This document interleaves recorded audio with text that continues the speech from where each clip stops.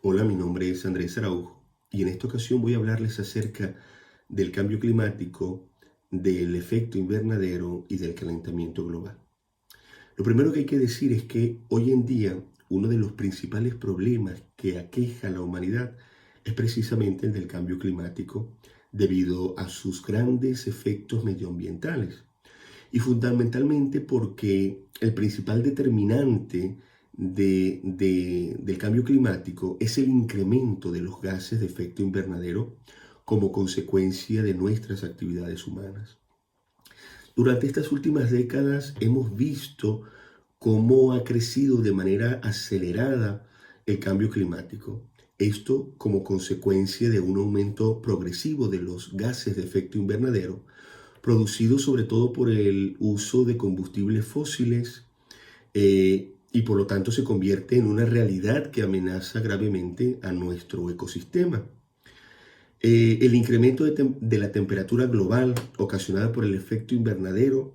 es responsable del aumento del nivel del mar, de la disminución de las capas de nieve y de hielo, así como del cambio en las tendencias de las precipitaciones. Y todo ello, como consecuencia lógica, afecta a nuestros sistemas naturales vinculados al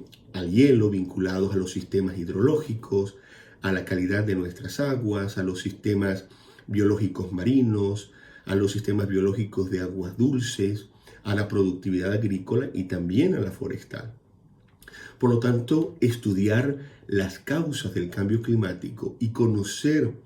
su excesiva evolución durante estas últimas décadas resulta determinante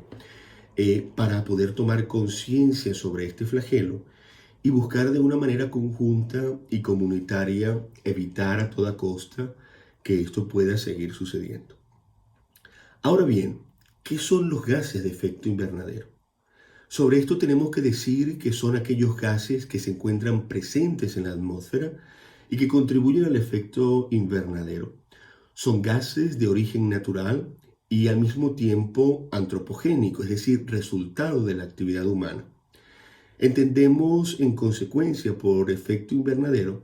el proceso por el que la radiación térmica emitida por la atmósfera es absorbida por los gases que se encuentran presentes en ella e irradiada en todas las direcciones en consecuencia. Ahora bien, ¿qué es el calentamiento global? Cuando hablamos de esto nos referimos a un incremento gradual que puede ser observado e incluso proyectado acerca de la temperatura media de la superficie global terrestre como consecuencia de la alteración del balance energético del planeta, causado sobre todo por las emisiones resultantes de la actividad del hombre eh, sobre el ecosistema. Mientras que el cambio climático, según la Convención de las Naciones Unidas acerca del cambio climático, en su artículo primero, lo define de la siguiente manera. Cito: el cambio de clima atribuido directa o indirectamente a la actividad humana que altera la composición de la atmósfera global y que se suma a la variabilidad natural del clima observada durante periodos de tiempo comparables. Fin de la cita. De este modo, Naciones Unidas diferencia así entre lo que es el cambio climático atribuible a nuestras actividades humanas y a la variabilidad climática que es atribuible a las causas naturales. Ahora bien, ¿cuáles son las causas que provoca el efecto invernadero? Entre ellas vamos a señalar las que nos resultan más destacables. La primera de ellas, las fábricas industriales, así como la ganadería intensiva, el uso continuo de sprites, el mal reciclaje y el poco reaprovechamiento de los materiales, el uso continuo de combustibles fósiles sobre el uso de energías renovables, por supuesto que el consumo excesivo de electricidad que no proviene de energías limpias o de energías renovables y por último la deforestación. Ahora bien, ¿cuáles son las causas que provoca el calentamiento global? Entre ellas destacan el aumento de los gases de efecto invernadero, la quema de combustibles fósiles, la deforestación de selvas y de bosques, el excesivo uso de fertilizantes y la alta producción de residuos que emitimos. Por último, ¿cuáles son las causas que provocan el cambio climático? Acerca de esto tenemos que decir que sobre todo el vapor de agua, porque el vapor de agua se produce por la evaporación del agua, siendo parte fundamental del ciclo hidrológico, el dióxido de carbono, el metano, el óxido nitroso y el propio ozono. Y de todo esto, de todas estas causas, ¿cuáles son los principales efectos o las principales consecuencias? Acerca del efecto invernadero, podemos decir de que los efectos de este problema en la capa de ozono acaban por producir grandes consecuencias en toda la extensión del planeta. Por lo tanto, es necesario ser conscientes y al mismo tiempo concienciar a los demás, sobre todo a través de la educación de los niños, de los efectos y de la conciencia despierta que hay que tener acerca del efecto invernadero y de su gravedad para la vida, tanto humana como para el resto de los animales y de la vida vegetal. Y como principales consecuencias de esto nos encontramos un aumento considerable en la temperatura del planeta, un incremento del impacto en la radiación solar, el cambio climático,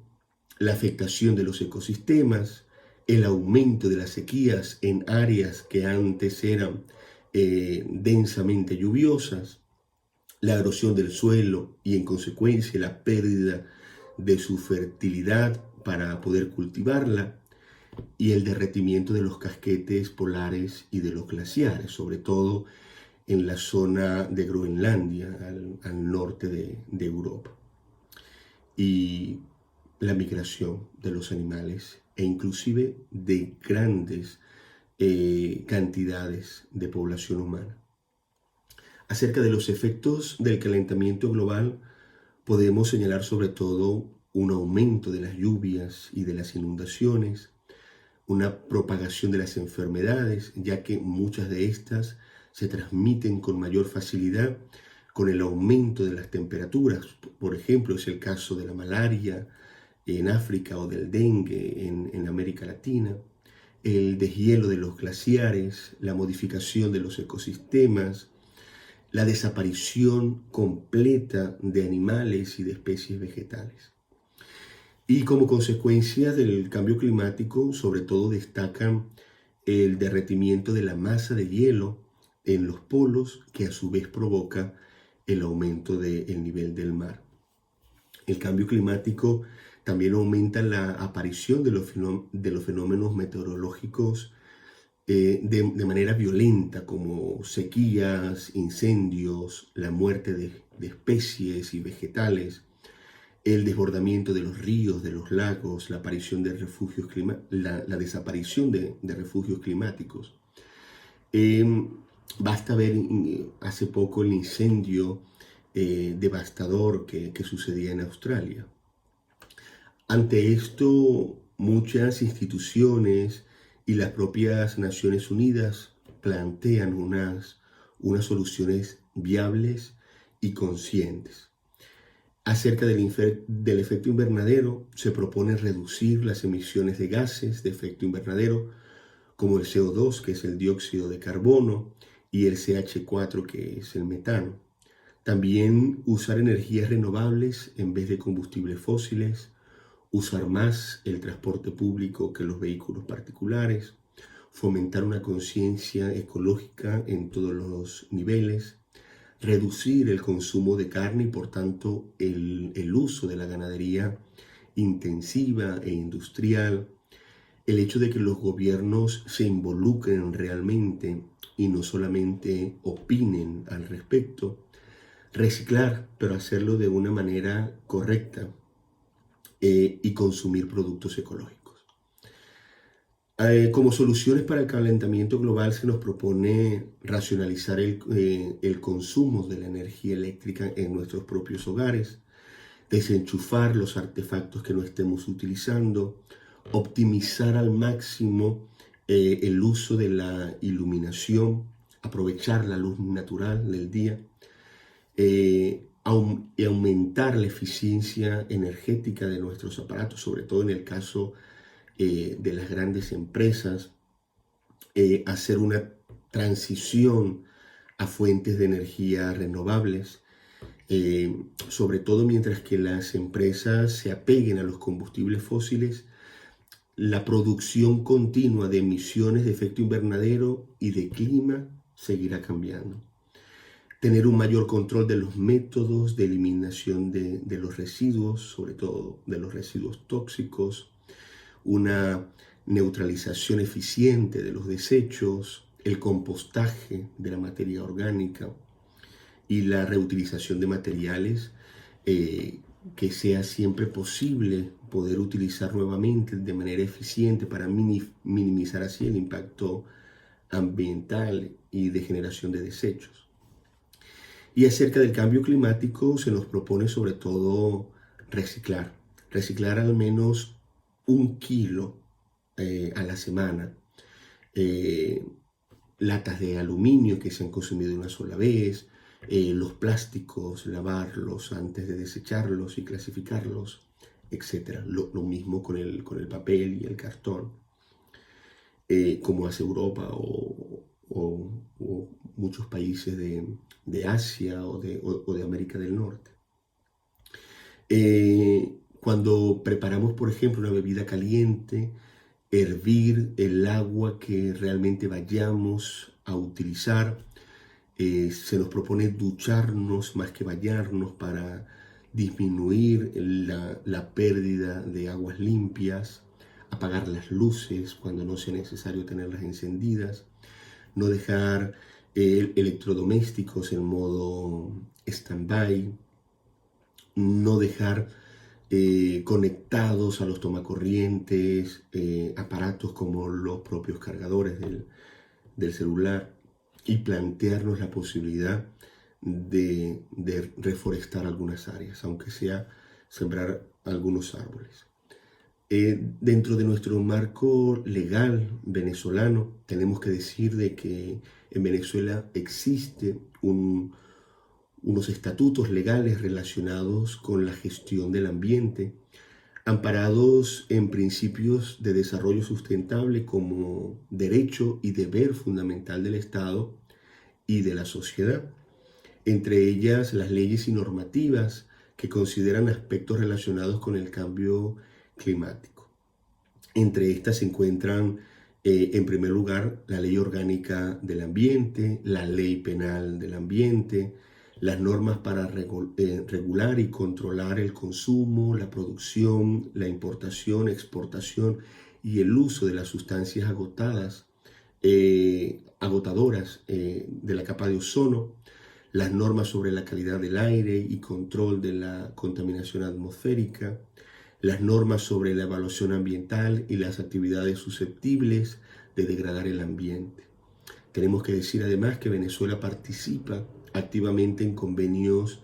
internacionales de esta índole, con el interés de contribuir en la disminución de los gases que causan el efecto invernadero,